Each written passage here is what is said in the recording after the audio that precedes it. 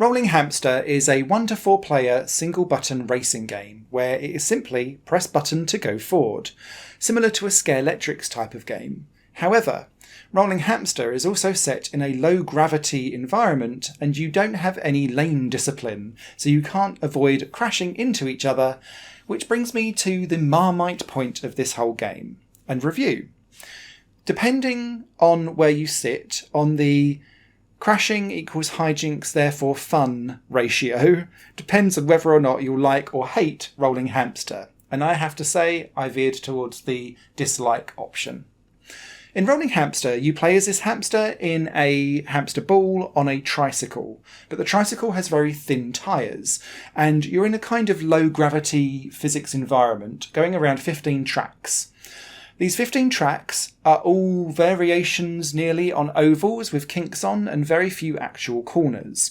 But when you hit a corner, your trike doesn't really steer unless you've come well off the throttle in advance and grind to almost an entire halt.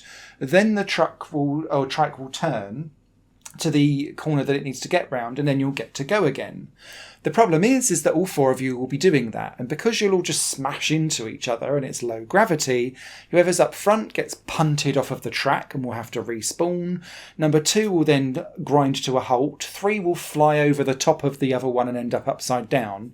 And normally who's in last place avoids all the carnage whilst everyone else is respawning and just carries on to go and win the race.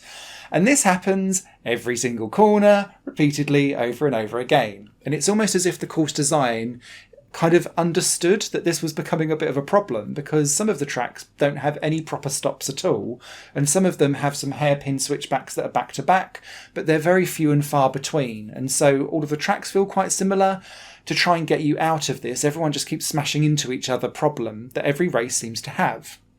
It's a real shame because I quite like the aesthetic and the idea behind this, but the racing, if you want any kind of semblance of competitive, actual skill-based racing, is out of the window from the very first minute that you have to reach a corner, because you can't actually get round the corner without grinding to a halt. And so it just became a really frustrating game to play. To have improved this game for me, I'd have broken that 1 button rule and had a second button that allowed me to switch lanes. Or maybe a double tap made me switch lanes, for example. Because then there would have been some semblance of skill involved in trying to actually win a race, rather than it just being hold back and watch everyone else crash into each other and pick up the pieces and therefore win, which is what happened nigh on every single race.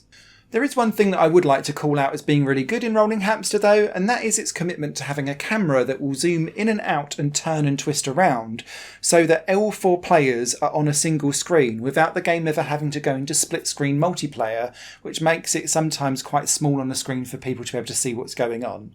It works really well in this game, and I've seen other games try this beforehand and be quite unsuccessful in doing it, but Rolling Hamster, maybe because the tracks are quite small and with not much detail on, it works really well here, so at least there's a thumbs up for that.